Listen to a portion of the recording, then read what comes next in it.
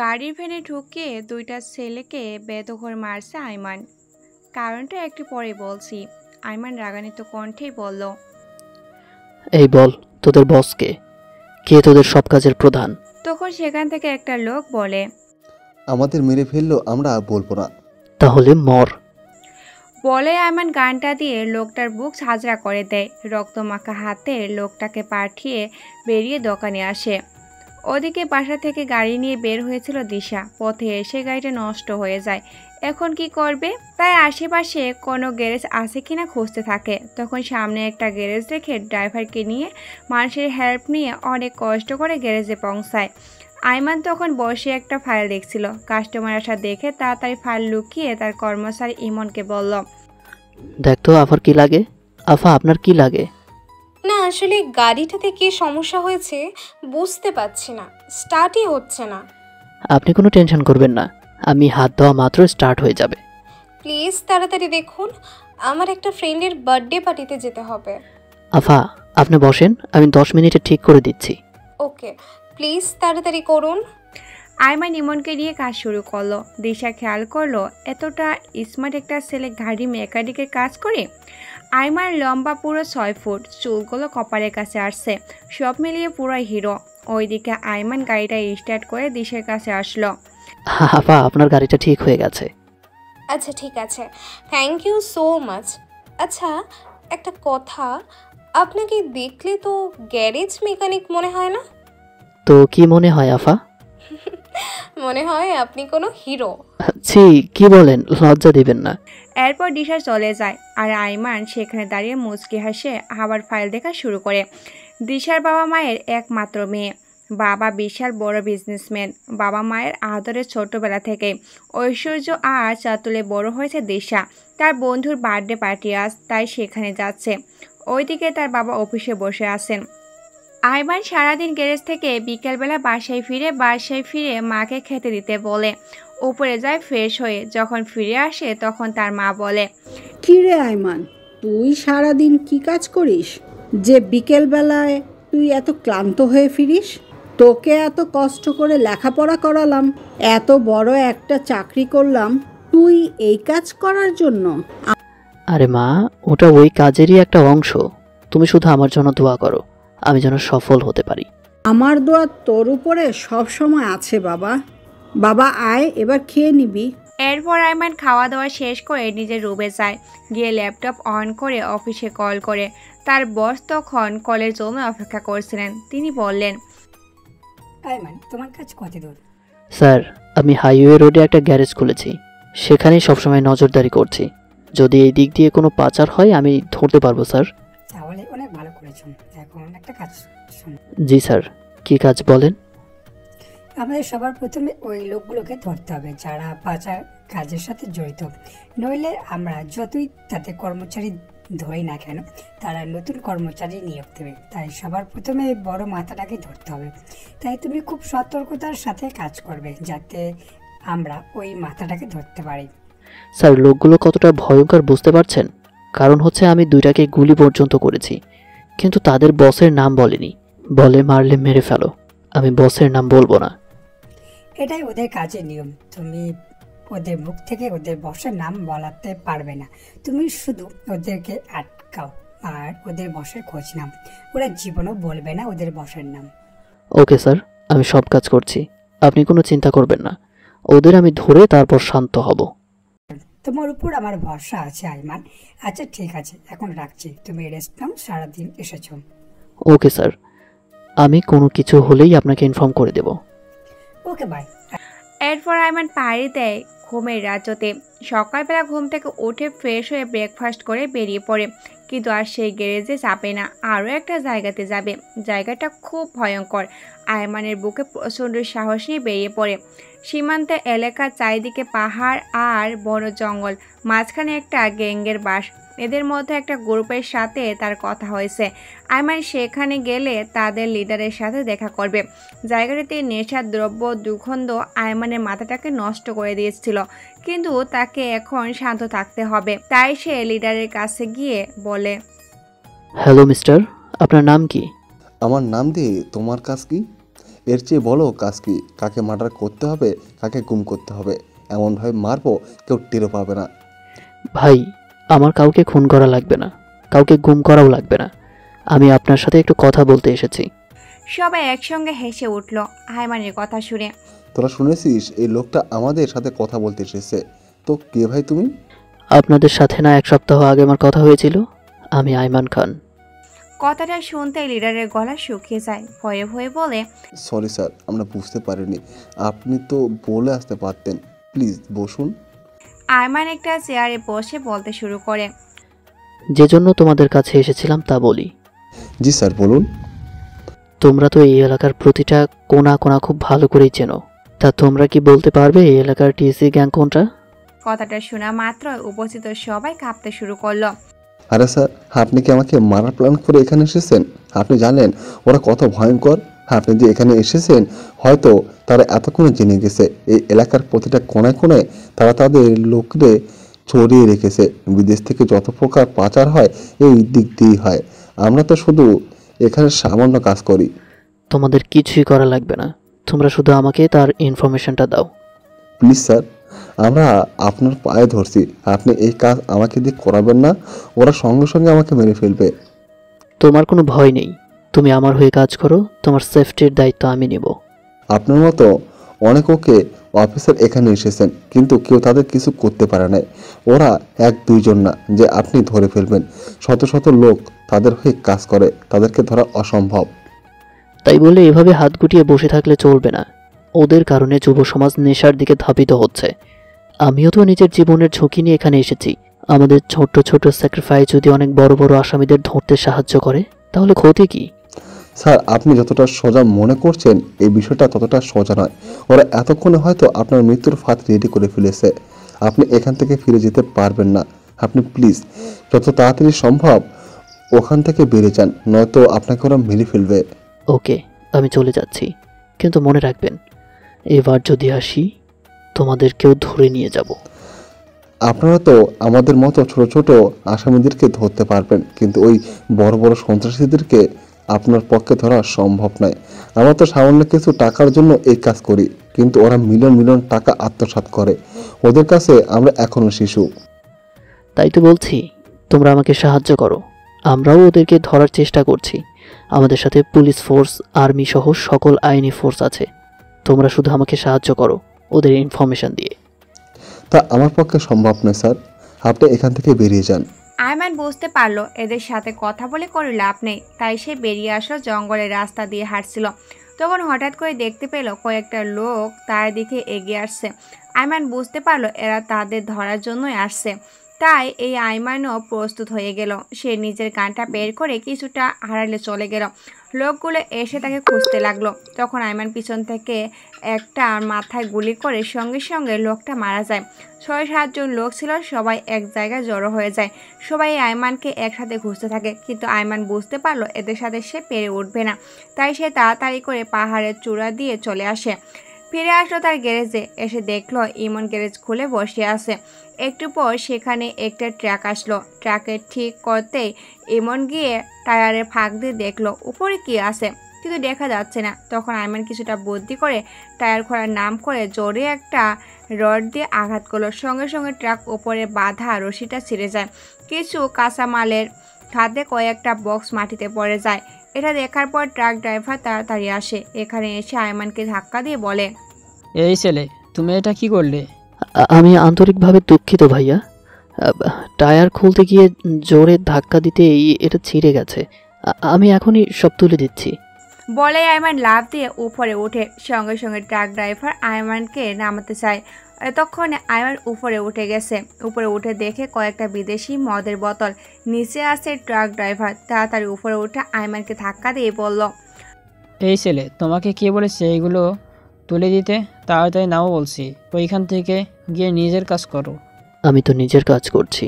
বলে আইমান লোকটাকে একটা লাথি দিয়ে নিচে ফেলে দেয়। লোকটা উল্টো নিচে হয়ে পড়ে। তখন ড্রাইভার আর ড্রাইভারের সাথে থাকা লোক দুজনে দুটো ছুরি বের করে। এখন আইমান নিজের পকেট থেকে গান বের করে লোক দুটাকে গুলি করে পায়ে।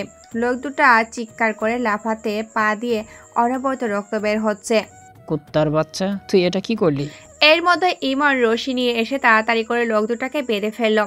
লোক দুটা চিৎকার করতে থাকে পায়ে গুলি লাগা অবস্থায়, কিন্তু আয়মান একটা রড দিয়ে লোক দুটাকে মারতে শুরু করে। লোক দুটা তখন চিৎকার করে বলে, প্লিজ আমাকে ছেড়ে দাও, আমরা কিছু জানি না, আমরা শুধু টাকার জন্য এটা নিয়ে দিছি। টাকার জন্য তোরা সমাজকে ধ্বংস করবি, আজকেই তোদের শেষ দিনে পৃথিবীতে। তখন আয়মান লোক দুটাকে কারেন্টের দুটো তার এনে শর্ট দিতে থাকে। লোক দুটো চিৎকার করতে থাকে, কিন্তু তাদের মুখ থেকে কথা বের করা সম্ভব হয়নি। লোক দুটা মারা গেলে সাথে সাথে, কিন্তু তাদের লিডারের নাম বলো না।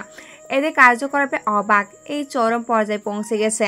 আয়মান এরা নিজের জীবন দিয়ে দেয়, কিন্তু বসের নাম বলো না। আয়মান তখন তার বসকে কল করে বলে, আইমান কি হয়েছে? স্যার, একটা ট্রাক ভর্তি নেশার দ্রব্য আমরা ধরেছি, লোক দুটাকে মার্ডার করেছি। এখন এইটা আপনাকে এখান থেকে নিয়ে যেতে হবে।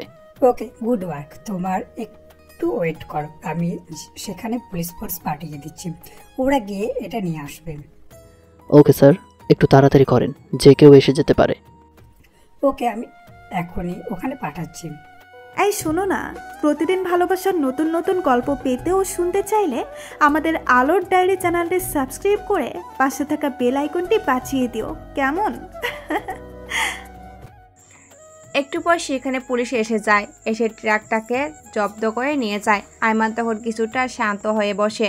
ওইদিকে টিসি গ্রুপের লিডার পরপর 4 জন লোককে খুন হওয়ার প্রায় 2 কোটি টাকার মালামাল জব্দ হয়েছে, প্রচণ্ড রেগে যায়। সামনে তার বিস্তারিত সকল লোক।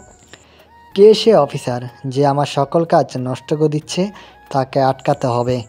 তখন টিসির সবচেয়ে বিশ্বস্ত লোক রনি বলে ওঠে, স্যার, আমার যতদূর মনে হচ্ছে অফিসারটা আমাদের সকল বিষয়ে খবর রাখছে আর সুযোগ পেলেই আঘাত করছে। আমাদের যে করে হোক ওকে আটকাতে হবে, না হলে আমাদের কোটি কোটি টাকা লস হয়ে যাবে। স্যার, আপনি চিন্তা করবেন না, আমি দেখছি স্যার কি করা যায়।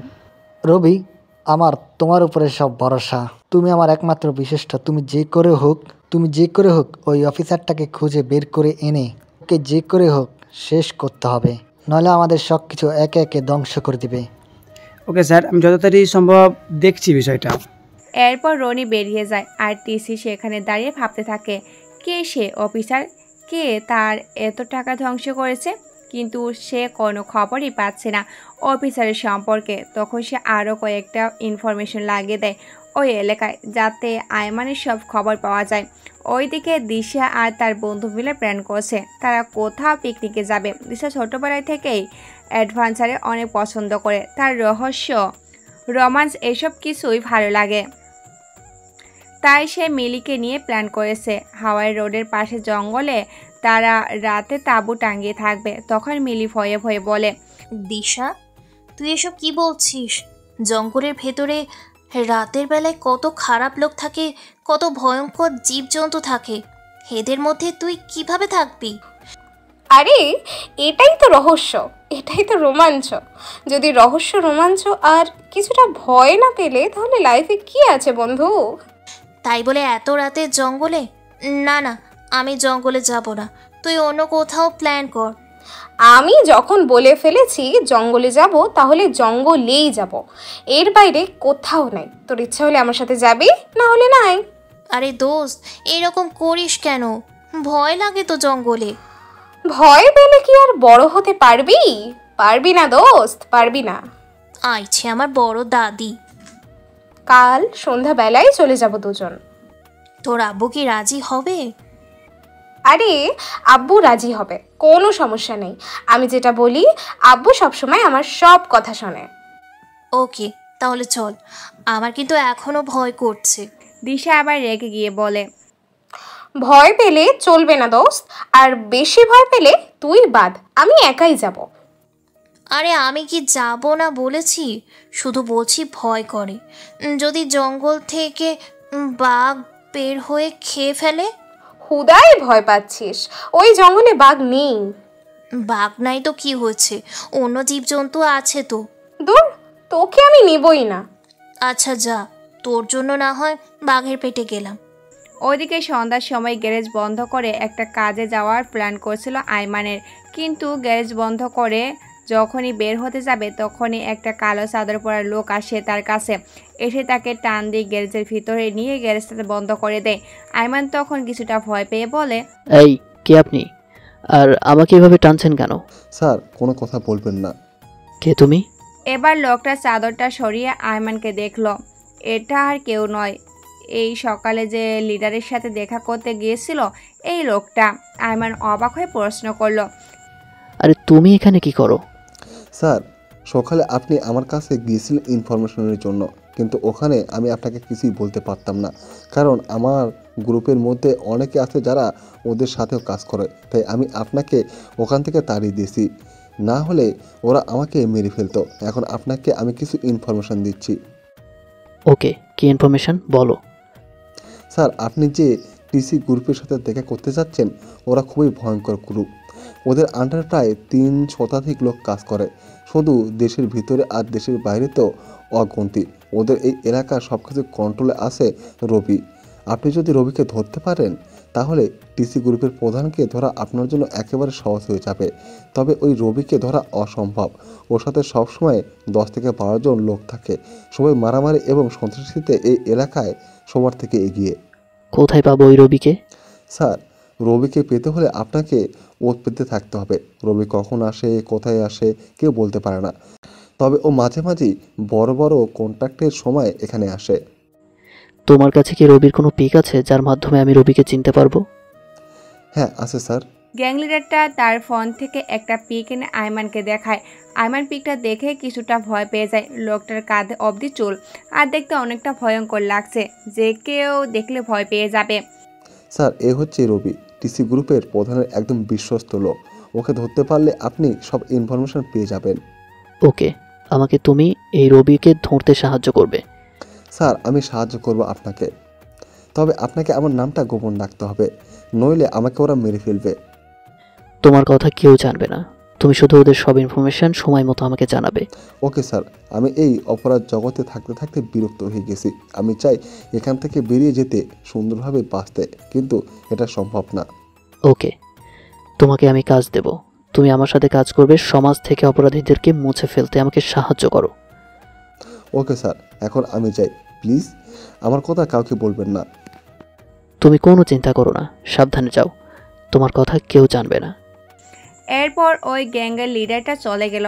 আইমান সেখানে দাঁড়িয়ে ভাবতে লাগলো কিভাবে ধরা যায় ওই রবিকে, কিভাবে রবিকে ধরে ওই টিসি গ্রুপের প্রধান ইনফরমেশন নেওয়া যায়। এই জন্য সে ইমনকে কল করলো। ইমন সবে মাত্র বাসে পৌঁছেছে। আইমানের কল দেখে রিসিভ করে বলল, জি স্যার বলুন। ইমন, তুমি কাল সকাল সকাল একবার আমার বাসায় যাবে, একটা গুরুত্বপূর্ণ বিষয় নিয়ে কথা বলবো। ওকে স্যার, আপনি কোনো চিন্তা করবেন না, আমি সবসময় মতো পৌঁছে যাব। এরপর আইমান নিজের বাসায় চলে যায়। বাসায় গিয়ে খাওয়া দাওয়া করে ঘুমিয়ে যায়। পরের দিন সকাল হতে ইমন এসে আইমানের বাসায় পৌঁছায়। আইমান তখন বের হওয়ার জন্য রেডি হচ্ছিল। ইমনকে দেখে নিজের রুমে নিয়ে এসে বলে, ইমন, তোমাকে এখন থেকে অনেক বড় কাজ করতে হবে, অনেক বড় বড় দায়িত্ব পালন করতে হবে, অনেক বড় সন্ত্রাসীদের মোকাবেলা করতে হবে। স্যার আমি সবসময় নিজের জীবন দিতে প্রস্তুত আছি স্যার, আপনি শুধু বলেন আমাকে কি করতে হবে। তুমি কি প্রস্তুত এসব মোকাবেলা করতে? আপাতত তোমাকে কিছুই করতে হবে না, তুমি শুধু এই রবি নামক ছেলেটাকে খুঁজতে থাকো। তোমার যত ইনফর্মার আছে সবাইকে এই ছবিটা পাঠিয়ে দাও, যে করেই হোক ওকে আমাদের খোঁজ করতে হবে। আইমান নিজের ফোন থেকে রবির ছবিটা ইমনের ফোনে দিল। ইমন সঙ্গে সঙ্গে তার যত ইনফরমেশন আছে সবাইকে ছবিটা পাঠিয়ে দিল। সবাই রবিকে খুঁজতে লাগলো। ওইদিকে দিশা ব্রেকফাস্ট করতে বসে তার বাবার সাথে। তখন দিশা তার বাবাকে বলল, বাবা আমি আজ আবার বান্ধবী মিলিকে নিয়ে এক জায়গায় পিকনিকে যাচ্ছি, কাল সকালে চলে আসবো। ওকে মামুনি, তোমার যেখানে ইচ্ছে যাও বাবা, তোমাকে বাধা দেব না, তবে সাবধানে চলাচল করবে। আই লাভ ইউ বাবা, এই জন্যই তোমাকে আমি এতটা ভালোবাসি। আমিও তো আমার মামুনিকে এতটাই ভালোবাসি। এরপর দিশার বাবা বেরিয়ে যান অফিসের উদ্দেশ্যে। তখন দিশার মা এসে দিশার কাঁধ ধরে বলল, সারাদিন টই টই করে ঘুরে বেড়ানো ছেলেদের কাজ, তুই কি ছেলে যে ছেলেদের মতো ভাবভঙ্গি করিস? আরে মা ছাড়ো তো, লাগছে। আর আমি আমার ফ্রেন্ডকে নিয়ে পিকনিকে যাব, কোন ছেলেকে নিয়ে না। তা কোথায় পিকনিকে যাওয়া হচ্ছে শুনি? তখন দিশা অনেকটা উৎসাহিত হয়, তার মাকে বলে, মা, হাইওয়ের পাশে যে জঙ্গলটা আছে না, ওই জায়গাটাই আমি আর মিলি আজকে রাতে টেন্ট দিয়ে থাকবো। মেয়ের কথা শুনে দিশার মা কঠিন দৃষ্টিতে চেয়ে বলল, দিশা, তুই এটা কি বললি? জঙ্গলে থাকবি? কত খারাপ লোক থাকে ওই জঙ্গলে, তুই জানিস? ওই জায়গায় তুই যাবি, যদি কোনো বিপদ হয় খবরদার ওই জায়গায় যাবি না। আরে মা, বিপদ হবে না। আর ভয়ঙ্কর জঙ্গলে থাকাটাই হলো অ্যাডভেঞ্চার। লাইফে অ্যাডভেঞ্চার না হলে কি লাইফের মজা আছে? কিসের অ্যাডভেঞ্চার? কোনো অ্যাডভেঞ্চারের দরকার নেই, ঘরে বসে থাকো। আমি তোর বাবাকে বলছি পিকনিকে যাওয়ার নাম করে জঙ্গলে যাওয়া হচ্ছে। প্লিজ প্লিজ মা, এরকম করো না। তুমি কোনো চিন্তা করো না, আমি আর মিলি সাবধানে থাকবো। তুই কেন বুঝিস না মা? তুই আমার একমাত্র মেয়ে, তোকে নিয়ে আমার অনেক টেনশন হয়। তুই এভাবে সবসময় ছেলেদের মতো ঘুরে ফিরে বেড়াস, আর তুই জঙ্গলে যাচ্ছিস। যদি কোনো বিপদ হয়, জঙ্গলে কত খারাপ লোক থাকে। তুই জানিস ওদের পাল্লায় পড়লে তোকে আর আমরা ফিরে পাবো না। মা, তুমি হুদাই কেন চিন্তা করছো বলো তো? কোনো চিন্তা করো না। আরে আমার কিচ্ছু হবে না, আর কিছু হলে তো তোমরা আছো, আমাকে বাঁচিয়ে নেবে। তোদের বাপ মেয়ে যা ইচ্ছা তাই কর, শুধু আমাকে বলতে আসিস না কিছু হলে। দিশার মা রাগ করে উপরে চলে গেল, আর দিশা সেখানেই বসে খেতে শুরু করলো। এরপর ফোনটা হাতে নিয়ে মিলিকে কল করলো। মিলি তখনও শুয়েছিল। দিশার কল দেখে ঘুম ঘুম চোখে ফোনটা ধরলো। কি হয়েছে দোস্ত? এই কুত্তি, তুই কোথায়? হ্যাঁ, আরে দোস্ত, আমি তো এখনো বাসায় ঘুমাচ্ছি। কুত্তি হারামি, তুই আমাকে তাড়াতাড়ি উঠতে বলে তুই এখনো পড়ে পড়ে ঘুমাচ্ছিস? এখনই ওঠ, না হলে কিন্তু ফোনের ভিতর দিয়ে গিয়ে এক লাথি দেব। কতবার বলছি তাড়াতাড়ি উঠতে, আজকে একটা অ্যাডভেঞ্চারে যাচ্ছি, শপিং মলে যেতে হবে তো নাকি, কত কিছু কিনতে হবে।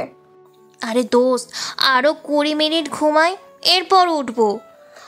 আমি কিন্তু এখন তোর বাসায় চলে আসবো বলে দিলাম, এসে তোকে খুন করব। 10 মিনিটের মধ্যে আমার বাসায় চলে আয়। তুই কি আমাকে শান্তিতে কি একটু ঘুমোতেও দিবি না? ঘুমাতে দিব তখন যখন তুই জামের বাড়ি যাবি, তখন। আর এখন তাড়াতাড়ি চলে আয়। ওকে দোস্ত, উঠছি না, তাড়াতাড়ি ওঠ। আর আমি ভিডিও কল দিচ্ছি, তুই তাড়াতাড়ি ফ্রেশ হয়ে আয়, আমি ব্রেকফাস্ট করছি। আমার সাথে তোকে ব্রেকফাস্ট করতে হবে। দোস্ত, এত তাড়াতাড়ি তো পারবো না। পারবি না মানে? তাড়াতাড়ি আসতে বলছি না? ওকে দোস্ত, জাস্ট 15 মিনিট, আমি আসছি। ওকে, তাড়াতাড়ি আয়। একটু পর মিলি চলে আসে দিশার বাড়িতে। দিশা আর মিলি মিলে শপিং করতে বাইরে চলে যায়, গিয়ে অনেক কিছু কেনে। রাতে রান্না করার জন্য একটা মুরগি কিনতে যাবে। দিশা তখন মিলিকে বলে, দোস্ত, তুই জ্যান্ত মুরগি দিয়ে কি করবি? তোর মাথা আর আমার মুন্ডে করব। এটা দিয়ে বারবিকিউ করে তারপর জঙ্গলের মধ্যে রাখবো, সেই মজা হবে। ও দোস্ত, তোর তো মাথায় অনেক বুদ্ধি, সেই মজা হবে। আরও 2-1 জন হলে অনেক মজা হতো। তোর জামাইকে ডেকে নে, একসাথে বসে খাবো।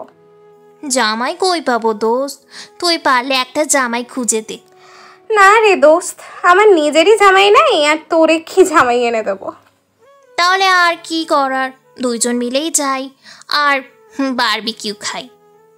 এরপর দুজনে বাসায় বসে রেডি হতে শুরু করে। বিকালে বেরিয়ে পড়বে তারা। ওইদিকে ইমন আর আয়মান গ্যারেজে বসে আছে। তখন ইমনের একটা ইনফরমেশন কল করে। ইমনকে জানায় যে 2 দিন পরে অনেক বড় একটা ডিল হবে। এই সিদ্ধান্তে সেখানে রবি থাকবে। ইমন সঙ্গে সঙ্গে আয়মনকে খবরটা বলে। এটাই সুযোগ ইমন রবিকে ধরার জন্য। এই সুযোগেই আমাদের বাজিমাত করতে হবে। কিন্তু স্যার, আমরা তো মাত্র 2 জন, আর আমরা তো অন্য কারো হেল্প নিতে পারবো না। ছদ্মবেশ ধরে আছি, পুলিশকেও সাথে নিতে পারবো না, ওরা তো অনেক লোক থাকবে। ইমন, আমরা সেখানে নিজেদের মাথা খাটিয়ে ওদেরকে ধরবো, শক্তির জোরে নয়। তাই প্রস্তুত হয়ে নাও, 2 দিন পরে জীবন মৃত্যুর খেলায় নেমে পড়তে হবে। আমি সবসময় মৃত্যুর জন্য প্রস্তুত স্যার। এটাই চাই ইমন। তোমার মধ্যে কনসেন্ট্রেট আছে, তুমি অনেক ভালো কিছু করতে পারবে। একদিন তুমি আমার থেকে অনেক বড় হবে। আমি আপনার থেকে বড় হতে চাই না স্যার, আপনার ছায়া থেকে আপনার পাশে চিরদিন থাকতে চাই। ওকে মাই ব্রাদার। এরপর আয়মান আর ইমন প্রস্তুত হতে থাকে সেই দিনের জন্য, যেদিন তারা রবিকে ধরবে। ওইদিকে মিলি আর দিশা বেরিয়ে পড়েছে। সন্ধ্যা নামতে আর কিছুক্ষণ বাকি। তারা তাড়াতাড়ি করে জঙ্গলের ভিতরে এসে তাদের তাঁবুটা টেঙ্গে নেয়। ওইদিকে সন্ধ্যার পর বেরিয়ে পড়ে আয়মান নিজের গানটা নিয়ে, সাথে একটা টর্চ লাইট নিয়ে। আজকে সে পুরো জঙ্গলটা লুকিয়ে লুকিয়ে ঘুরে দেখবে গ্রুপগুলোর আস্তানাগুলোকে কোথায় থাকে। সব কিছু দেখে নিলে পরে তার কাজ করতে সুবিধা হবে। দিশা আর মিলি সন্ধ্যার পর পরেই নিজেদের আনার লাইট লাগিয়ে দেয় উপরে, এরপর কাঠ সংগ্রহ করে আগুন ধরিয়ে দেয়। মোরগটা বারবিকিউ করতে শুরু করে। চারিদিক থেকে ঝিঁঝি পোকার ডাক আর অদ্ভুত আওয়াজের কারণে দারুণ একটা অনুভূতি হচ্ছিল দিশার মনে। ওইদিকে মিলি ভয়ে কাঁপতে কাঁপতে মরছে। দোস্ত দেখ, কি যেন ডাকছে, আমার খুব ভয় করছে। আরে পাগল, এটা ঝিঝি পোকার ডাক। এইটুকুতেই ভয় পেয়ে গেলে জীবনে অ্যাডভেঞ্চার করবি কি করে? হ্যাঁ, অ্যাডভেঞ্চারের দরকার নেই দোস্ত, আমি চলে যাই, আমার খুব ভয় করছে। দিশা এবার রাগী গলায় বলল, যা এই জঙ্গলের মধ্যে গিয়ে মর। চুপচাপ টেন্টের ভেতরে গিয়ে বসে থাক, আমি বারবিকিউ করে নিয়ে আসছি। এই সময় জঙ্গলের এই রাস্তা দিয়ে কিছু ছেলে যাচ্ছিল। তারা হঠাৎ করে জঙ্গলের মধ্যে দুটি মেয়েকে দেখে অবাক হয়। কয়েকটা ছেলে মিলে আর দিশার টেন্টকে ফলো করে তাদের দিকে এগিয়ে আসে। ওদের আয়মান ঘুরতে ঘুরতে এই দিকে আসছিল। দিশা তখন বারবিকিউ করতে ব্যস্ত, সেই দিকে খেয়ালে নেই যে তার দিকে কয়েকটা ছেলে এগিয়ে আসছে। তখন ছেলেগুলো একদম দিশার কাছে চলে আসে। এসে দিশাকে একটা ছেলে বলে উঠল, কি মামনি, এত রাতে জঙ্গলে কি করো? দিশা হঠাৎ করে এত ছেলেকে দেখে কিছুটা ভয় পেয়ে যায়। তার অদ্ভুত দৃষ্টি নিয়ে দিশার দিকে তাকিয়ে আসে। তার গা থেকে মাদক দ্রব্য বিচ্ছিরি গন্ধ আসছিল। দিশা কি করবে বুঝতে পারছে না। সে চিৎকার করতে থাকে, হেল্প হেল্প বলে। কিন্তু ছেলেগুলো দিশার চিৎকার শুনে হাসতে শুরু করে। চিৎকার করো, যত ইচ্ছা চিৎকার করো, কোনো লাভ নেই, কারো সাহস নেই এই সময় এই রাস্তা দিয়ে হাসার। আসো, আমরা সবাই মিলে পার্টি করি। ওইদিকে মিলি এসব দেখে কান্না করতে শুরু করে আর চিৎকার করে শুধু হেল্প হেল্প বলছে। আয়মান তখন দিশাদের অনেকটা কাছে চলে এসেছে। রাতের বেলা, তাই স্পষ্ট দুইটা মেয়ের চিৎকারের আওয়াজ শুনে এসে ভাবতে লাগলো, এত রাতে এখানে মেয়ের চিৎকার করছে কেন? হয়তো তারা বিপদে পড়েছে। একটু এগিয়ে গিয়ে দেখি, ওদেরকে আমাদের সেভ করতেই হবে। আয়মান দিশার দিকে এগোতে লাগলো। ওইদিকে ছেলেগুলো দিশা আর মিলের একদম কাছে চলে এসেছে। তারা দিশার হাত ধরার চেষ্টা করে। আর একটা ছেলে গিয়ে মিলির বাহু চেপে ধরে মিলি আর জোরে জোরে চিৎকার করে। আরে কিছু করার আগে এত চিৎকার করলে, কিছু করলে কি হবে বুঝতে পারছিস তোরা? কথাটা বলে সব ছেলেরা একসাথে হেসে উঠল। ওইদিকে আয়মান এসে এই অবস্থা দেখে নিজের গানটা বের করে ছেলেগুলোর সামনে যায়। গিয়ে দেখে এ তো সেই দিনের ওই মেয়েটা। আয়মান ঝাঁঝালো কণ্ঠে বলল, এই এখানে কি হচ্ছে? তখন ছেলেটা বলে উঠল, যাই হোক, তাতে তোর কি হয়েছে এখানে হিরোগিরি দেখাতে? এইখান থেকে সরে যা, না হলে একদম শেষ করে দেব। কে কাকে শেষ করে তা একটু পরেই দেখতে পাবি। বলে আয়মান নিজের গান দিয়ে ছেলেটার উপরে গুলি ছুটতে লাগলো। একে একে সবাই পালিয়ে যেতে শুরু করলো। ছেলেগুলো পালিয়ে যেতে আয়মান দিশার কাছে এসে বলল, আরে আপনি এখানে কি করেন এত রাতে? দিশা এতটাই ভয় পেয়েছে যে সে আয়মানের ছাপটে জড়িয়ে ধরছে। আমার প্রথম কোনো মায়াবিনী স্পর্শে শিহরিত হয়ে গেল। তখন মিলি পাশ থেকে কাঁদতে কাঁদতে সুরে বলে উঠল, তোকে আমি না করেছিলাম না এই জঙ্গলে না আসতে, কিন্তু তুই তো আমার কথা শুনলি না। এখন দেখ, একটুর জন্য কত বড় বিপদ থেকে রক্ষা পেয়েছি। আপনারা এখানে কেন এসেছিলেন? দিশা আয়মানের থেকে নিজেকে ছাড়িয়ে নিয়ে অপরাধী স্বরে বলে উঠল, আমরা পিকনিক করার জন্য এই জঙ্গলে এসেছিলাম, আর এসে এই অবস্থা হলো। পিকনিক করার জন্য পৃথিবীতে আর কোনো জায়গা পান নাই? জঙ্গলে পিকনিক করতে হলো? এখন যদি আমি না আসতাম তাহলে কি হতো বুঝতে পারছেন? তখন দিশা কিছু বলতে পারছিল না, চুপচাপ বসে রইল। সত্যি ছেলেটা আজকে না আসলে হয়তো তারা এতক্ষণ ওই ছেলেগুলোর ভোগের বস্তু হয়ে যেত। দিশা তখন আস্তে আস্তে করে বলে উঠল, আপনাকে অসংখ্য ধন্যবাদ আমাদের বাঁচানোর জন্য, কিন্তু এত রাতে আমরা বাড়ি যাব কি করে? আমার তো ভয় করছে। সেটাও তো একটা চিন্তার বিষয়। কেন অ্যাডভেঞ্চার করবে না? এখন দেখো কেমন মজা লাগে। আচ্ছা, আপনি একটা কাজ করেন, আমাদের সাথে এখানে থেকে যান, কালকে সকালে চলে যাবেন, আমরাও বাসায় চলে যাব। আয়মান দিশার কথায় আর এক চমক পর্যায়ে চলে যায়। মেয়েটা কি বলে? সে একজন ছেলে হয়ে কিভাবে দুটো মেয়ের সাথে রাত কাটাবে, তাও আবার একটা তাঁবুর ভিতরে? আয়মান গম্ভীর কণ্ঠেই বলল, আপনি কি পাগল হয়ে গেছেন? এই রাতের বেলা আমি একটা ছেলে হয়ে কিভাবে আপনারা দুজন মেয়ের মধ্যে একটা তাঁবুর ভেতরে থাকবো? কিন্তু কিন্তু আমরা এখন কি করব? যদি ওই ছেলেগুলো একটু পর আবার আসে, তখন তো আর আপনি থাকবেন না। আয়মান কিছুটা চিন্তায় পড়ে যায়। সত্যি তো ছেলেগুলো যদি আবার আসে তাহলে মেয়েগুলো কি করবে? আয়মান চুপচাপ দাঁড়িয়েছিল। তখন মিলি বলে উঠল, প্লিজ ভাইয়া রাজি হয়ে যান, আমরা কালকে সকালে এখান থেকে চলে যাব। এই একটা রাত আপনি প্লিজ আমাদের জন্য স্যাক্রিফাইস করেন। স্যাক্রিফাইস বড় কথা নয়, এখানে কথা হচ্ছে আমি কিভাবে তোমরা দুজন মেয়ের মধ্যে থাকবো, তবে এক তাঁবুর ভেতরে। তখন দিশা পাশ থেকেই বলে উঠল, আমরা কতক্ষণ ঘুমিয়ে তারপর পাহারা দেব, এরপর আপনি কতক্ষণ ঘুমাবেন। এভাবে কিছুক্ষণ বদলা বদলি করলেই রাতটা চলে যাবে। এরপর আপনি আপনার বাসায় আর আমি আমার বাসায় চলে যাব। আয়মান আর কিছু বলতেই পারছে না, রাজি হয়ে গেল দিশাদের সাথে থাকার জন্য। দিশা তখনই বলে উঠল, অনেক ক্ষুধা লাগছে, ছেলেগুলোর জন্য বারবিকিউটা ঠিকমতো করে খেতেও পারলাম না। তখন আয়মান আবার আগুন জ্বালালো। আগুন জ্বালিয়ে তিনজন মিলে বারবিকিউটা করলো। গল্প করতে করতে সবাই ডিনারটা করে ফেলো। ডিনার শেষে মিলি বলে উঠল, আপনি এত রাতে এই জঙ্গল দিয়ে কোথায় যাচ্ছিলেন ভাইয়া? আমি এই জঙ্গলে ঘুরছিলাম, আমার এই রাস্তার পাশেই একটা গ্যারেজ আছে। দিশা পাশ থেকে বলে উঠল, দিশা আপনি কেন গ্যারেজ ছেড়ে এত রাতে জঙ্গলের ভিতর দিয়ে ঘুরে বেড়ান? আপনার ভয় করে না? না, আমার ভয় করে না, আমি একা মানুষ, আমাকে মেরে ফেললেই বাকি। তখন অদ্ভুত চোখে আয়মানের দিকে তাকায়। সত্যি ছেলেটার জীবন কত স্বাধীন, কত মুক্ত। সে ঘুরে বেড়াতে পারে জঙ্গলে, পাহাড়ে, কত জায়গায় তার মতো অ্যাডভেঞ্চারি প্রিয়। দিশা মনে মনে ঠিক করে নেয় বিয়ে করলে এই ছেলেটাকেই সে করবে, ওর সাথে ঘুরবে ফিরবে, নানা রকম রহস্য, রোমান্স, অ্যাডভেঞ্চারি দেখাতে পারবে। নানা রকম রোমান্স, অ্যাডভেঞ্চারি রহস্য দেখতে পারবে সে। মিলি দিশাকে ভাবতে দেখেই বলে, কিরে দোস্ত, তুই এত কি ভাবছিস? কিছু না দোস্ত, তুই গান গাইতে পারিস, পারলে একটা গান ধর। আরে ধুর, আমার যা কাকের গলা, তাতে গান গাইলে জঙ্গলে সব পশু পাখি জেগে যাবে। আয়মান মিলির কথা কিছুটা মুচকি হাসে।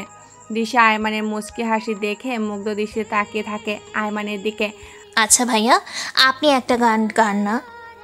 আরে আমি তো গান পারি না। কি বলেন, গান পারেন না? প্লিজ একটা বলেন। আয়মান আর কোনো উপায় না পেয়ে গানের 2 লাইন ধরে তিনজন মিলে গান শেষ করে যখন বসলো তখন দিশা বলে উঠল, আপনার মতো কিন্তু আপনার গানের গলাটাও অস্থির। ধন্যবাদ। আচ্ছা, আপনাকে দেখলে তো গ্যারেজ মেকানিক মনে হয় না। আপনি কি সত্যিকারের মেকানিক বলেন তো? আয়মান তখন কিছুটা বিরক্তি নিয়ে বলল, গ্যারেজ মেকানিক কি কোনো ছোট কাজ নাকি? আমি সব কাজকেই বড় করে দেখি। আমি মাস্টার্স কমপ্লিট করে এই ছোট্ট দোকানটা দিয়েছি, নিজে স্বাবলম্বী হওয়ার চেষ্টা করছি, এটাকে এত ছোটোখাটো করে দেখার কি আছে? আয়মানের কথায় দিশা কিছুটা লজ্জা পেয়ে যায়, মনে হয় কিছুটা হার্ট করে দিল ছেলেটাকে। আচ্ছা সরি ভাইয়া, আমি আপনাকে হার্ট করে কিছু বলতে চাইনি। ইটস ওকে, সমস্যা নেই। এরপর দেখতে দেখতে এভাবে পুরো রাতটা কেটে গেল। সকালে হতে আয়মান বলে উঠল, তাড়াতাড়ি আপনাদের সব কিছু গুছিয়ে নিন, আমাকে যেতে হবে, গিয়ে দোকান খুলতে হবে, তাই আপনারা তাড়াতাড়ি সব কিছু গুছিয়ে নিন, আপনাদেরকে কিছুটা এগিয়ে দিয়ে আসি। দিশা আর মিলি মিলে সবকিছু গুছিয়ে আয়মানের সাথে বেরিয়ে পড়ে। আয়মান জঙ্গল থেকে বের করে হাওয়াই রোডে উঠে একটি গাড়িতে তুলে দেয় তাদের দুজনকে। দিশা তখন বলে উঠল, আচ্ছা ভাইয়া, আপনার নাম্বারটা কি দেওয়া যাবে? তখন আয়মান কিছু না ভেবেই নিজের নাম্বারটা দিশাকে দিয়ে দেয়। দিশা নাম্বার নিয়ে ড্রাইভারকে গাড়ি ছাড়তে বলে। তখনই মিলি বলে ওঠে, কিরে দোস্ত, তুই ওই ছেলেটার কাছ থেকে নাম্বার নিলি কেন? আছে দোস্ত, আছে। কেন, কি হয়েছে? এত প্রশ্ন করিস কেন? তোর দুলাভাই বানানোর জন্য নিছি, হয়েছে? ছেলেটাকে তো আমার পছন্দ হয়েছিল, তুই আমার কাছ থেকে কেড়ে নিলি। কি বললি? ও এখন থেকে আমার বয়ফ্রেন্ড, ওর ব্যাপারে কোনো কথা বললে খুন করে ফেলবো একেবারে। দোস্ত, তুই প্রেমের আগে আমাকে চ্যাকা দিয়ে দিলি। যা, ওর থেকে ভালো একটা তোকে খুঁজে এনে দেবো, ঠিক আছে? তুই আমার জন্য কি খুঁজবি আমার জানা আছে, আমি নিজেরটা নিজেই খুঁজে নেব। দুজন হাসতে হাসতে বাসায় চলে গেল। ওইদিকে রবি চারিদিকে খোঁজ নিয়েও সেই অফিসারের কোনো খবর পাচ্ছিল না। সে কি করবে কিছুই বুঝতে পারছে না। 2 দিন পর বড় একটা ডিল আসে। এটা তাকে হ্যান্ডেল করতে হবে। যদি ওই অফিসার করে প্রবলেম করে, এই নিয়ে চিন্তায় রাতে ঘুমাতে পারছে না রবি। তাই একটা প্ল্যান সাজায় ওই অফিসারকে ধরার জন্য। দুজন হাসতে হাসতে বাসায় চলে যায়। ওইদিকে রবি চারিদিকে খোঁজ খবর নেয়। সে অফিসারের কোনো খবর পাচ্ছিল না। সে কি করবে কিছুই বুঝতে পারছিল না। ওইদিকে 2 দিন পর একটা বড় ডিল আসছে। এটা তাকে হ্যান্ডেল করতে হবে। যদিও এটা অফিসার কোনো প্রবলেম করে, এই নিয়ে চিন্তিত, রাতে ঘুমাতে পারছিল না রবি। তাই একটা প্ল্যান সাজায় ওই অফিসারকে ধরার জন্য। ওইদিকে বাসায় গিয়ে আইমানের কথা ভাবতে থাকে দিশা। ছেলেটার প্রতি অজানা একটা টান অনুভব করছে সে হয়তো সেই ছেলেটার প্রতি গভীর প্রেমে আসক্ত হয়ে গেছে। যেই প্রেম থেকে তাকে চাইলেও তোলা সম্ভব না, যে প্রেম তাকে সর্বস্ব গ্রাস করে দিচ্ছে। রবি গিয়ে তার প্ল্যান সাজায়। একটা ট্রাক ভর্তি করে কয়েকটা খালি বোতল নিয়ে সে সীমান্ত থেকে আসতেছিল। তখন একটা খবর ছড়িয়ে দিয়েছে যে এইগুলো মদের বোতল সাইফার হচ্ছে আজকে। খবরটা পেয়ে আরমান রেডি হয়ে যায়। ওইদিকে রবি তার ট্রাকের পেছনে পেছনে কয়েকটা গাড়ি নিয়ে আসে। যদি রাস্তায় ট্রাক কেউ আটকায় তাহলে গাড়িগুলো থেকে মানুষ বের হয়ে ওই অফিসারটাকে ধরবে। কিন্তু আরমান উল্টো প্ল্যান করে। সে রাস্তার মধ্যে কয়েকটা পিন ছড়িয়ে রাখে যাতে গাড়ির টায়ার ফেটে যায় এবং তার কাছে ঠিক করতে আসে। ওইদিকে রবি ট্রাক নিয়ে অনেক পথ পাড়ি দিল, কিন্তু কেউ কোনো প্রবলেম করলো না। হাইওয়ে রোডে উঠছে, এখনো কেউ একটা করলো না। তাই রবি গাড়িগুলোকে ফিরে যেতে বলে। গাড়িগুলো ফিরে যায়। ওইদিকে রবি গাড়িটার টায়ারটা পাংচার হয়ে যায়। আইমানের দোকানের সামনে আসে। একটা কাকতালীয়ভাবে রবি আইমানের কাছে গাড়িটা ঠিক করতে আসে। কিন্তু আইমান যেই মাত্র রবিকে দেখেছে সে ইমনকে ইশারায় দিল। ইমন আর কিছু অফিসারকে আগ থেকে রেডি রেখেছিল। আইমান তারা রবি আসা মাত্রই কথার ফাঁকে ফাঁকে রবির মাথার পিছনে আঘাত করে রবি অজ্ঞান হয়ে মাটিতে পড়ে যায়। তখন সবাই গ্যারেজের পিছনে একটা আন্ডারগ্রাউন্ডের রাস্তা আছে, সেখানে নিয়ে যায়। রবিকে একটা রুমের মধ্যে বেঁধে রাখে। রবিকে চেয়ারের সাথে বেঁধে রাখা হয়। সামনে বসে আছে আইমান। এখন রবির জ্ঞান ফেরার অপেক্ষায় আইমান আর রবি। কিন্তু রবির তো জ্ঞান ফিরছে না। তাই আইমান ইমনকে বলল, ইমন, তুমি যাও তো এক বালতি পানি নিয়ে আসো। ওকে স্যার, এখনই যাচ্ছি। ইমন গিয়ে এক বালতি পানি নিয়ে আসলো। এনে রবির মুখে ছুঁড়ে মারল। রবি কেঁপে উঠল। হঠাৎ করে মুখে পানি পড়ে রবি জ্ঞান ফিরতে সে চারিদিকে তাকিয়ে দেখলো, তার মানে সে ধরা পড়ে গেছে। তাকে বেঁধে রাখা হয়েছে। রবি কি করবে বুঝতে পারছিল না। তাই তখন রবি চিৎকার করে বলে উঠল, আমাকে এখানে কেন বেঁধে রাখা হয়েছে? আমি কি করেছি? রবির কথায় তখন আইমান আর ইমন হেসে উঠল। কি করছিস তুই? এখনো জানিস না টিসি গ্রুপের প্রধান কে বল আমাদেরকে? রবি তখন তাচ্ছিল্যের হাসি দিয়ে বলে উঠল, তোরা ধরবি টিসি গ্রুপের প্রধানকে? তোদের মতো কত অফিসার আসলো আর গেল, কেউ ওই মানুষটাকে কোনো দেখতে পারেনি আর না ধরতে পেরেছে। তখন আইমান রবির কান বরাবর একটা ঘুষি মারে। আমি অন্য অফিসারদের মতো না, আমি আইমান খান, সিক্রেট ডিটেকটিভ গ্রুপের প্রধান। তোর মতো কত রবিকে আমি পকেটে ঢুকিয়ে রেখেছি। তুই যদি এখন তোর ভালো চাস তবে তাড়াতাড়ি বলে দে এই গ্রুপের প্রধানকে। আমার জীবন চলে গেলেও আমি বলবো না ওই গ্রুপের প্রধানের নাম। আর তুই কি ভেবেছিস আমাকে আটকে রেখে তুই আর পার পেয়ে যাবি? দেখ, হয়তো এতক্ষণে তোর মৃত্যুর ব্যবস্থা হয়ে গেছে। আরে পাগল, জীবন মরণ তো সব উপরওয়ালার হাতে। তুই আর আমি কিভাবে মৃত্যু নিয়ে খেলা করব? এর চেয়ে ভালো বলে দে ওই গ্রুপের প্রধানকে, নইলে তোর জন্য ঘোর বিপদ অপেক্ষা করছে। তুই এটা আশা করে বসে থাক যে তুই ওই প্রধানকে ধরবি, কিন্তু মনে রাখ তুই কখনোই ওকে ধরতে পারবি না। আইমান তখন ইমনকে ইশারা করে চলে যায়। বাইরে বেরিয়ে আসে আইমান। তখন ইমন দুটা কারেন্টের তার নিয়ে আসে, রবিকে শক দিতে থাকে। রবির চিৎকার পুরো রুমটা কম্পিত হচ্ছিল, কিন্তু কিছুই করার নেই। তাকে সহ্য করতে হবে, যে করেই হোক তাকে সহ্য করতেই হবে। ইমন শুধু বারবার বলছিল, তুই যদি বাঁচতে চাস তাহলে বলে দে ওই গ্রুপের প্রধানকে, নইলে এভাবে প্রতিটা মুহূর্ত তোকে পড়তে হবে। তোরা আমাকে মেরে ফেল, আমি কোনো মতেই ওই গ্রুপের প্রধানের কথা বলবো না। এত যখন মরার শখ তাহলে মর। বলে ইমন পুরো শক্তি দিয়ে রবির গলা চেপে ধরে। কিন্তু আইমান ফিরে এসে এই অবস্থা দেখে তাড়াতাড়ি ইমনকে ছাড়িয়ে নিয়ে যায়। আরে ইমন, কি করছো? এভাবে মেরে ফেললে তুমি কখনোই টিসি গ্রুপের প্রধানের নাম পাবে না, কোনো ইনফরমেশন পাবে না ওর কাছ থেকে। সিস্টেমে কথা নিতে হবে। স্যার, লোকটা যা জেদ, আমার মনে হয় না ওর বসের কথা বলবে। তুমি যে বোকাই রয়ে গেলে ইমন। ও কেন বসের কথা বলবে? ওর মুখ থেকে আমরা ওর বসের নাম বলিয়েই ছাড়বো। কিন্তু সেটা কি সম্ভব স্যার? বাইরে আসো, সব বলছি। এরপর আইমান আর ইমন বাইরে আসে। বাইরে এসে ইমন বলে, স্যার, আমরা কিভাবে ওই গ্রুপের প্রধানকে খুঁজে বের করবো? ওই রবি তো কিছুতেই তার বসের নাম বলবে না। এখন ওকে দিয়ে বলানোর একটা উপায় আছে। তুমি এক কাজ করো, রবির ফ্যামিলির খোঁজ করো, ওর ফ্যামিলিকে আটক করে নিয়ে আসো, তখনই দেখবে এমনিতেই কথা বলবে। ওকে স্যার, আমি এখনই খবর দিচ্ছি। এরপর ইমন বেরিয়ে যায় আর আইমান তার পুরো বিষয়টা বসকে জানায়। বস তাদেরকে অভিনন্দন জানায় এবং কাজ ঠিক মতো করে যাতে বলে।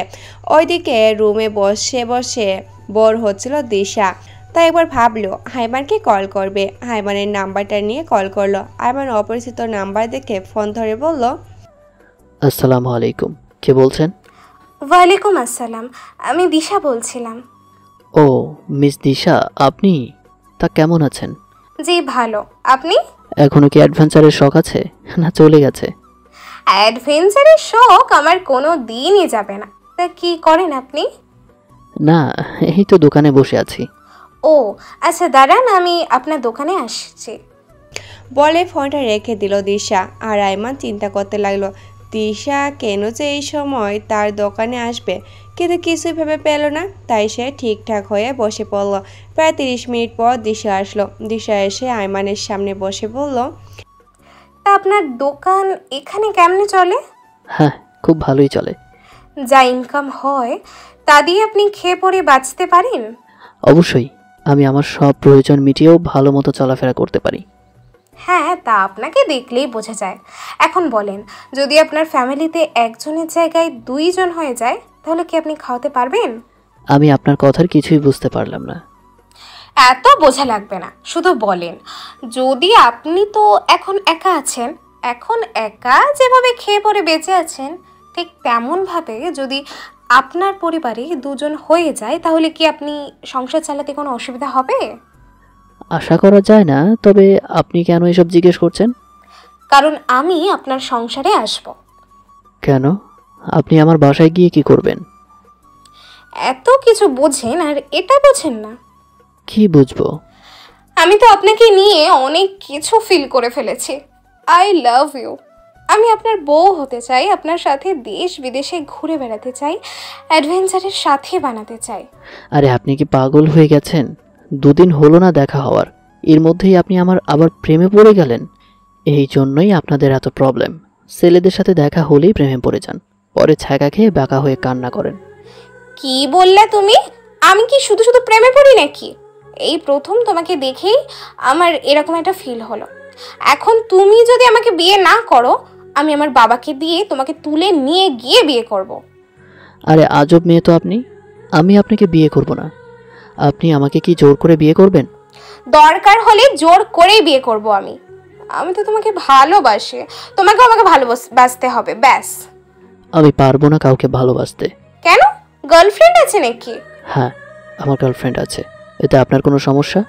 ওইসব গার্লফ্রেন্ড সবকিছুর কথা ভুলে যান। এখন থেকে আমি আপনার সব, আর আমাকে নিয়েই আপনি স্বপ্ন দেখেন। আপনি তো আসলেই একটা পাগল। একবার আপনি আরেকবার তুমি, সবকিছুর মিশ্রণ করেই তো কথা বলেন। আমি এরকমই, আর এরকমকেই এই সারা জীবন সহ্য করতে হবে। তাই এখন থেকে প্র্যাকটিস করে নিই। বইয়ে গেছে আপনাকে বিয়ে করতে আমার? বিয়ে করবি না মানে? হ্যাঁ, জোর করে বিয়ে করব। এরই মধ্যে ইমন এখানে চলে আসে। দিশাকে সেখানে দেখে সে কোনো কিছু চিন্তা না করে বলে উঠল, স্যার, রবির বাড়ির লোকের খবর পেয়ে গেছি। আইমান তখন ইমনকে টেনে নিয়ে যায় সেখান থেকে। দিশা শুধু তাকিয়েছিল তাদের চলে যাওয়ার দিকে। স্যার, কি হয়েছে? এখন বলো কি হয়েছে। স্যার, ইমনের বাড়ির লোক খোঁজ পেয়েছি। এর একটা ছেলে আরও ওয়াইফ আছে। তুলে নিয়ে আসো ওদেরকে। এরপর ইমন সেখান থেকে চলে যায় রবির পরিবারকে আটক করে আনতে। ওইদিকে দিশা কিছুক্ষণ অপেক্ষা করে আইমান না আসায় চলে যায়। আইমান গিয়ে রবির সামনে বসে বলে, রবি তো আইমানকে বলে, তোরা কেন আমাকে মেরে ফেলছিস না? আমি কিছুতেই ওই লোকের ইনফরমেশন তোকে দেবো না। তুই দিবি, তোর 14 গোষ্ঠী দিবে। আমাকে মেরে ফেললেও দেবো না। তোর পরিবারে কে আছে? তোর ছেলে আর তোর ওয়াইফ, তাই না? রবি আইমানের কথায় কিছুটা ভয় পেয়ে যায়, ভয়ে ভয়েই বলে, তুই আমার পরিবারের সাথে কি করেছিস? বল, তুই আমার পরিবারের সাথে কি করেছিস? এখনো কিছুই করিনি, এবার করব। যদি তুই আমাকে তোর বসের কথা না বলিস তাহলে। তুই প্লিজ ওদের সাথে কিছু করিস না। করব, চিন্তা করিস না। দেখ আইমান, তোকে আমি যদি ওর ইনফরমেশন দিয়ে দিই তাহলে তুইও মরবি, আমাকেও মরবি। আমিও মরবো না, তোকেও মারবো না, তোর ফ্যামিলিও বাঁচবে। তুই আমাকে ওর ইনফরমেশন দিয়ে দে। আমি কিছুতেই ওর কিছু তোকে দেবো না। আইমান রাগে রবির হাতে পায়ে লাথি দিয়ে আঘাত করতে থাকে। কিছুক্ষণ মারার পর ক্লান্ত হয়ে বেরিয়ে যায়। ওইদিকে টিসি গ্রুপের প্রধান তার একমাত্র বিশ্বস্ত কর্মচারী রবির আকস্মিক হারিয়ে যাওয়ার কিছুটা চিন্তায় পড়ে যায়। অনেকটা সংকোচ বোধ নিয়ে তিনি তার যত কর্মচারী আছে সবাইকে কাজে লাগিয়ে দেয়। যে করেই হোক তারা যেন ওই অফিসারের ইনফরমেশন এনে তাকে দেয়। সবাই কাজ শুরু করে দেয় আইমানের ব্যাপারে খোঁজ খবর নেওয়ার জন্য, কিন্তু কেউ কোনোভাবে সেই রকম পেরে উঠছিল না। ওইদিকে ইমন রবি ফ্যামিলির সবাইকে ধরে আনে গ্যারেজের পিছনে সেই আন্ডারগ্রাউন্ড রুমে। রবি নিজের ফ্যামিলির লোকদের দেখে ভয়ে কাঁপতে শুরু করে। না জানি আইমন ওর শিশু আর নিষ্পাপ মেয়েটাকে কি করে। কি রে, ওরা কি তোর পরিবার? ওদেরকে ছেড়ে দে প্লিজ, আমি তোদের পায়ে ধরছি, তোরা ওদেরকে ছেড়ে দে। ওদেরকে ছাড়বো যখন তুই তোর বসের ইনফরমেশন আমাদেরকে দিয়ে দিবি। আমার পক্ষে আমার বসের ইনফরমেশন দেওয়া সম্ভব না, সম্ভব হলে আমি দিতাম। প্লিজ তুই ওদেরকে ছেড়ে দে। ইমন, যাও তো কারেন্টের তারটা নিয়ে আসো। ওকে স্যার, আমি এখনই যাচ্ছি। প্লিজ এই ছোটো ছেলেটাকে তুই এভাবে নির্যাতন করিস না, আমি তোর পায়ে ধরছি আইমান। তোর কি ওর নিষ্পাপ মুখটা দেখে একটু মায়া লাগে না? মায়া? তোদের মায়া লাগে না যখন লক্ষ লক্ষ ছেলেদেরকে তোরা নেশার পথে ধাবিত করিস, তাদের জীবন ধ্বংস করে দিস? কত হাজার বাবা মা ঠিক তোর মতোই আহাজারি করে, তখন তাদের সেই আত্মচিৎকার তোরা শুনতে পাস না। এখন কেন নিজের ছেলেকে এভাবে দেখে কষ্ট পাচ্ছিস? লক্ষ লক্ষ ছেলে মেয়ে যখন নেশার পথে ধাবিত হয়, নেশাদ্রব্য গ্রহণ করার জন্য ঘরে বাইরে খুন খারাপি করে বেড়ায়, তখন ঠিক এরকমভাবেই তাদের বাবা মা আত্মচিৎকার করতে থাকে। তখন মানুষের চোখ দিয়ে জল পড়ে না, তখন ওই মা বাবার হৃদয় দিয়ে কাঁদে। তাদের সেই হৃদয়ের কান্না কি তোরা শুনতে পাস? শুনিস না। তাদের কান্নায় তোদের হাসি পায়, তাদের কান্না ওদের কাছে ঢং মনে হয়। কিন্তু দেখ, আজ যখন তুই এই অবস্থায় পড়েছিস তখন তোর কেমন লাগছে? আর যদি তুই তোর বসের ইনফরমেশন আমাকে দিস তাহলে আমি তোর বসকে ধরবো। শুধু তোর বসকেই ধরবো না, লক্ষ লক্ষ ছেলে মেয়েকে এই পথ থেকে ফিরিয়ে আনতে পারবো। আমি কতবার বলবো, আমার বস এতটাই ভয়ঙ্কর যে আমার পক্ষে তার ইনফরমেশন দিলে এর চেয়ে বেশি ছেলে মেয়েকে সে বোম দিয়ে উড়িয়ে দেবে। তুই আমাকে ইনফরমেশনটা দিয়ে দে, আর বাকিটা আমি দেখছি। বললাম না আমার পক্ষে বসের ইনফরমেশন দেওয়া সম্ভব নয়। ইমন, তুমি ওর ছেলেকে কারেন্টের শক দাও। ইমন কারেন্টের তারগুলো নিয়ে রবির ছেলের দিকে এগোতে থাকে। রবি চিৎকার করে, তখনই রবি কান্না করতে করতে বলে, আমি তোদেরকে ইনফরমেশন দিচ্ছি, তোরা প্লিজ আমার ছেলেকে ছেড়ে দে। তখন ইমন আর আইমন হাসতে হাসতে একটা চেয়ার নিয়ে রবির সামনে বসে। বল, তোর বসের নাম কি? দেখ, আমি আবারও বলছি, তোরা কিন্তু নিজে নিজেই মৃত্যুর কাছে চলে যাচ্ছিস। বলবি নাকি আবার গিয়ে কারেন্টের শক দেব? না প্লিজ, আমি বলছি, আমার বসের নাম তালুকদার শরীফ। দেশের নামকরা বিজনেসম্যান, বিজনেসের আড়ালে তার এই কালো রাজ্য গড়ে তুলেছে। যে রাজ্যের একক রাজত্ব তার হাতে এসে এতটাই ভয়ঙ্কর যে মুহূর্তের মধ্যে শত শত লোককে বোম দিয়ে উড়িয়ে দিতে পারে। তার কাছে দক্ষিণ কোরিয়া থেকে আনা অনেকগুলো পারমাণবিক বোমা রয়েছে, যেগুলো দিয়ে এক একটা শহর মুহূর্তের মধ্যেই উড়িয়ে দিতে পারে। এখন তোরা আমাকে ধরেছিস, হয়তো সে সেই ব্যবস্থা করছে। স্যার, লোকটা তো আমরা যতটা কল্পনা করছি তার চেয়েও বেশি ভয়ঙ্কর। আমাদের চিন্তাশক্তি যেখানে গিয়ে থামে সেখান থেকে তালুকদার চিন্তা শুরু হয়। তালুকদার হয়তো এতক্ষণে তোর ইনফরমেশন পেয়ে গেছে। তুই নিজের ফ্যামিলির খোঁজ নিয়ে দেখ, হয়তো তোদের দুজনের ফ্যামিলি এতক্ষণে উপরে চলে গেছে। কথাটা শোনা মাত্র আইমানের বুকটা কাঁপতে শুরু করে। আইমান তাড়াতাড়ি করে নিজের মাকে কল দেয়, কিন্তু তার মা কল ধরছে না। আইমান একের পর এক কল দিতে থাকে, কিন্তু তার মা কল ধরছে না। ওইদিকে ইমনের বাসায় কেউ নেই, তাই সে তার ছাড়ের জন্য চিন্তা করছে। আইমান তাড়াতাড়ি করে ইমনকে বসিয়ে নিজের বাসায় গিয়ে দেখতে পায় তার মা দরজার সামনে গলা কাটা অবস্থায় পড়ে আছে। আইমান চিৎকার করে কান্না করে ওঠে, কিন্তু তার কিছু করার নেই। তার মা মারা গেছেন, খুন হয়েছেন ওই নরপিশাচের হাতে। আইমান কি করবে কিছুই বুঝতে পারছে না। 2 দিন পর্যন্ত নিজের ঘর থেকে বেরিয়ে হয়নি। এই 2 দিনে ইমন রবি আর রবির ফ্যামিলিকে বেঁধে রেখেছে সেই একই জায়গায়। ইমন যখন রবির সামনে যায় তখন রবি বলে, আমি বলেছিলাম না লোকটা কতটা ভয়ঙ্কর, তার প্রমাণ তোরা হাতে নাতেই পেলি। এখনও বলছি ওই লোকটার পিছন ছেড়ে দে, নইলে তোদের জন্য ভয়ঙ্কর বিপদ অপেক্ষা করছে। আমাদের ওই স্যাক্রিফাইস একদিন দেশের লক্ষ লক্ষ মানুষদের বাঁচাবে। এর জন্য আমরা নিজেদের স্যাক্রিফাইসগুলো করতে রাজি স্যার। ফিরে আসবেন, আমি বলছি স্যার, ফিরে আসবেন। তোরা দুজন মিলে কিছুই করতে পারবি না। ওই ভয়ঙ্কর লোকটার সাথে যেখানে হাজার হাজার পুলিশ কর্মকর্তা, লক্ষ লক্ষ আর্মি অফিসার কিছুই করতে পারেনি, সেখানে তোরা দুজন তো ওই লোকটার কাছে দুধের শিষ্য। আইমান 2 দিন পর ঘর থেকে বের হয়ে তালুকদার শরীফের সব ইনফরমেশন জোগাড় করতে থাকে। তখনই লোকটার ইনফরমেশন তার হাতে আসে। তখন আইমানের হাত কাঁপতে থাকে, কারণ তালুকদার শরীফ আর কেউ নয়, দিশার বাবা। কিন্তু এখন সে কি করবে? দেশের লক্ষ লক্ষ মানুষের জন্য সে তার ভালোবাসাকে স্যাক্রিফাইস করে দিশাকে তুলে আনে সেই জায়গায় বেঁধে রাখে যেখানে রবিকে বাঁধা হয়েছে। হঠাৎ করে আইমানের এমন কাণ্ডে দিশা প্রচণ্ড ভয় পায়, সাথে অবাকও হয়। দিশা, রবি আর রবির ফ্যামিলিকে বাঁধা হয়েছে, সামনে বসে আছে এই ইমন আর আইমান। দিশা অবাক হয়ে আইমানকে প্রশ্ন করলো, তুমি আমাকে তুলে এনে এভাবে বেঁধে রাখলে কেন? আমি তোকে বেঁধে এনেছি কারণ তোর বাবা দেশের লক্ষ লক্ষ যুবক যুবতীকে ধ্বংস করে দিয়েছে। এখন আমি তোকে ধ্বংস করে দিব। আইমান, তোমার হয়তো কোথাও ভুল হচ্ছে। আমার বাবা এরকম লোক নয়। আমার বাবা একজন প্রতিষ্ঠিত ন্যায়পরায়ণ ব্যবসায়ী। দেশের কোনায় কোনায় তার সুনাম ছড়িয়ে আছে। দিশার কথায় আইমান আর ইমন ভয়ঙ্করভাবে হেসে ওঠে। ন্যায়পরায়ণ মানুষ, তাও আবার তোর বাবা? তোর বাবা কত বড় নরপিশাচ তুই যদি জানতি, তাহলে তোর বাবাকে বাবা বলে ডাকতে তোর ঘৃণা হতো। আইমান, আমি তোমাকে সাবধান করে দিচ্ছি, আরেকবার আমার বাবার নামে একটাও বাজে কথা বললে আমি ভুলে যাব আমি তোমাকে ভালোবাসি। যেটা সত্যি সেটাই বলছি, এর বাইরে কিছুই না। তুই যাই বলিস না কেন, তোর বাবা একজন খুনি, একজন সন্ত্রাসী, একজন মাদক ব্যবসায়ী। দিশা তখন আইমানের গালে থুতু দিয়ে দেয়। আইমান উঠে গিয়ে দিশার গালে কয়েকটা থাপ্পড় দিয়ে বলে, নিজের বাবাকে এরকমভাবে অন্ধবিশ্বাস করছিস? সারা জীবন মানুষের রক্ত ঝরা টাকায় তোরা ফুর্তি করে বেরিয়েছিস। আজ বুঝবি ওই টাকার মূল্য কতটুকু। ওই টাকাগুলোর মানুষের রক্ত বেচা টাকা, মানুষের রক্ত বিক্রি করে তোর বাবা আজ বড় লোক। তোর পাশে বসে থাকা লোকটাই তার প্রমাণ। এই লোকটাকে পুঁজি বানিয়ে তোর বাবা দিনের পর দিন অনৈতিক কাজ করেছেন, ব্যবসার আড়ালে কালো টাকার পাহাড় গড়েছেন। জিজ্ঞেস করে দেখ পাশের লোকটাকে। দিশা পাশে তাকিয়ে দেখে রবি বাঁধা অবস্থায় বসে আছে। রবি অনেকদিন তাদের বাসায় গিয়েছে, কিন্তু সেটা ব্যবসায়িক কাজে ভেবে এসেছে এতদিন দিশা। কিন্তু নিজের বাবার ব্যাপারে এত খারাপ কথা শুনে নিজের মাথা ঠিক রাখতে পারেনি দিশা। সে সহ্য করতে পারছিল না আইমানের কথাগুলো। দিশা ভয়ঙ্কর কণ্ঠে আইমানকে বলে ওঠে, আইমান, তোকে আমি ভালোবেসেছিলাম, কিন্তু তুই আমার ভালোবাসা পাওয়ার যোগ্যই নয়। তোকে আমি খুন করব। তুই আমার হাতটা খুলে দে। এই মেয়ে, চুপচাপ এখানে বসে থাক। আর একটা কথা বললে আমি তোকে খুন করে ফেলবো।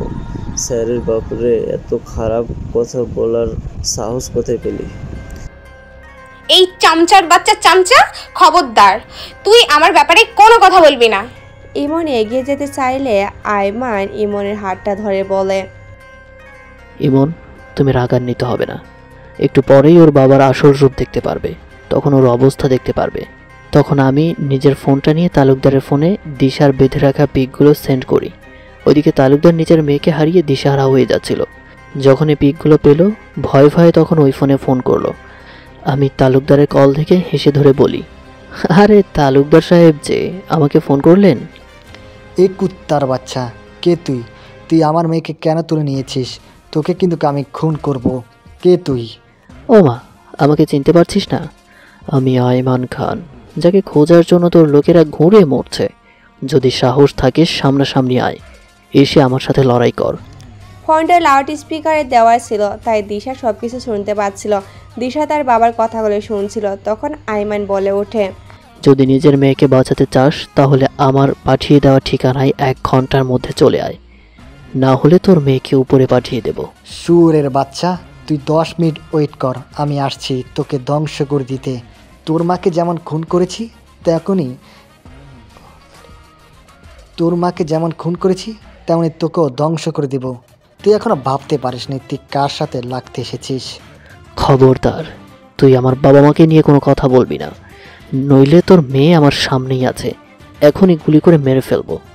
এই খবরদার, তুই এই কাজ করবি না। তুই ঠিকানা পাঠা, আমি আসছি, দেখি কার কত সাহস। এই শোনো না, প্রতিদিন ভালোবাসার নতুন নতুন গল্প পেতে ও শুনতে চাইলে আমাদের আলোর ডায়েরি চ্যানেলটি সাবস্ক্রাইব করে পাশে থাকা বেল আইকনটি বাজিয়ে দিও, কেমন?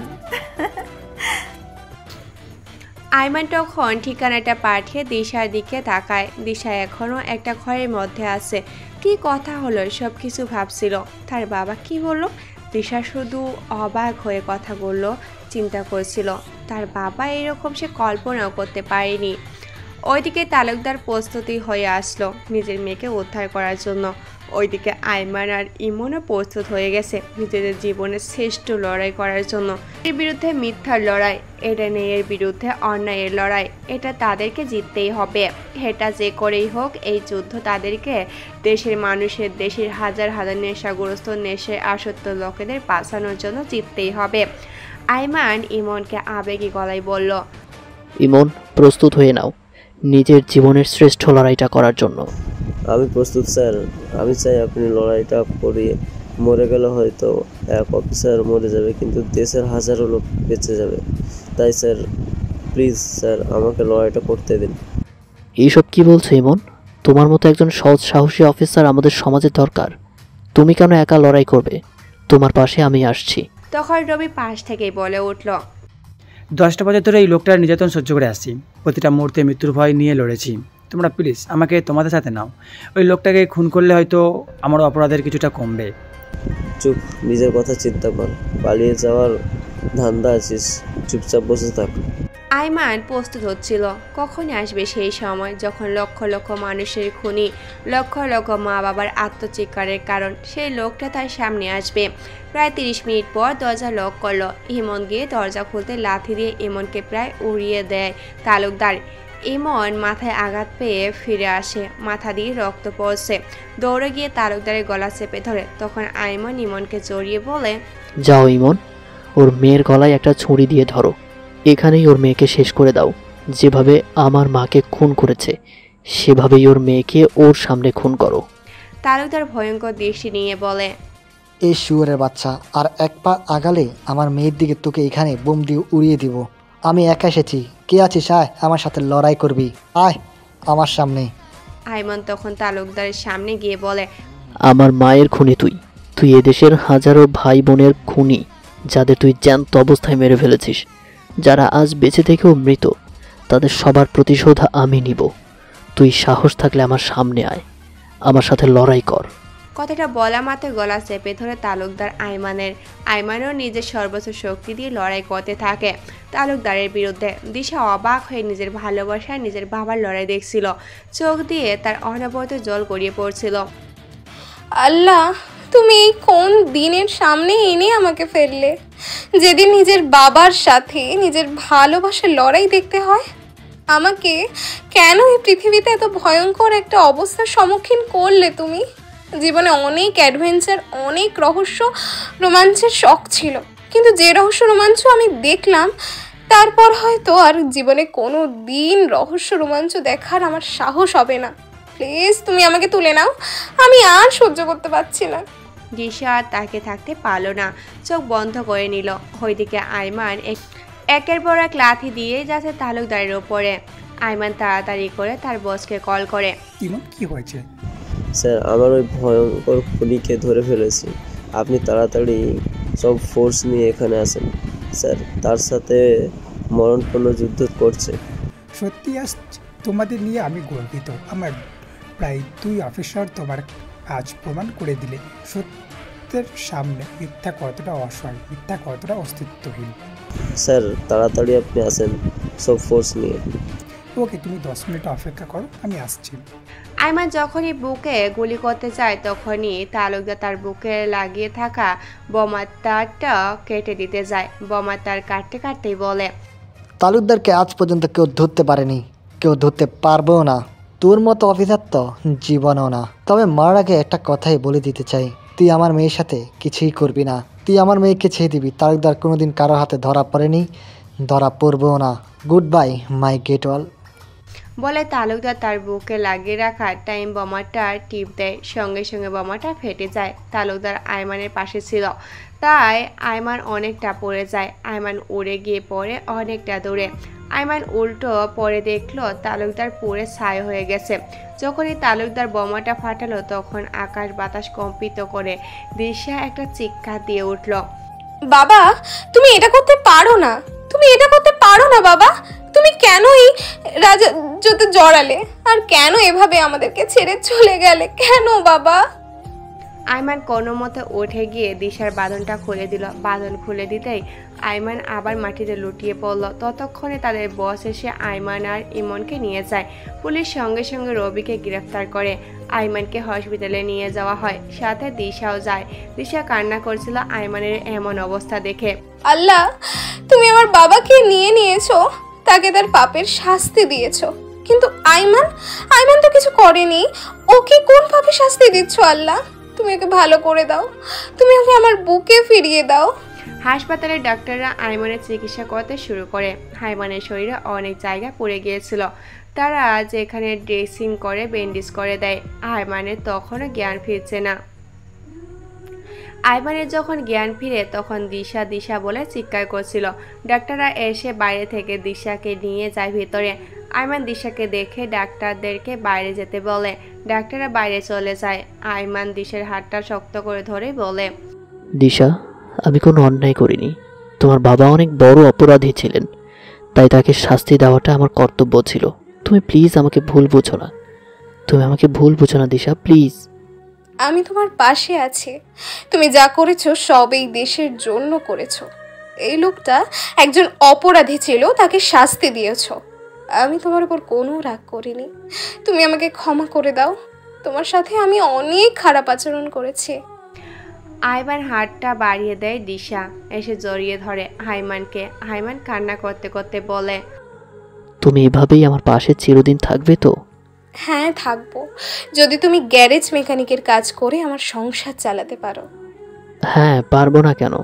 তোমার মনের ঘরে মেকানিকের কাজ করে যা আয় করব তা দিয়ে ভালো করেই আমাদের সংসার চলবে। আমার এতেই চলবে। এরপর দেশে দিশা আর আয়মানের বিয়ে হয়ে যায়। দেখতে দেখতে 5টা বছর কেটে গেল। আয়মানের ঘরেও একটা ছোট্ট মামনির জন্ম হয়েছে, তার নাম তিশা। মামি মিলে সব সময় আয়মানের ঘরটা আলোকিত করে রাখে। এইভাবে দিনের পর দিন ভালো থাকুক সত্যিকারের ভালোবাসাগুলো, ভালো থাকুক পৃথিবীর সব ন্যায় পরায়ণ মানুষগুলো। অন্যায়কে হারিয়ে ন্যায়ের জয় হবে, তাই অন্যায়কে প্রশ্রয় না দিয়ে ন্যায়ের পথে চলুন। সত্য চিরদিন এই পৃথিবীর বুকে জয় হয়ে এসেছে আর হবে, তাই সত্যের পথে চলুন। সত্যিকারের ভালোবাসা কোনোদিন হারিয়ে যায় না।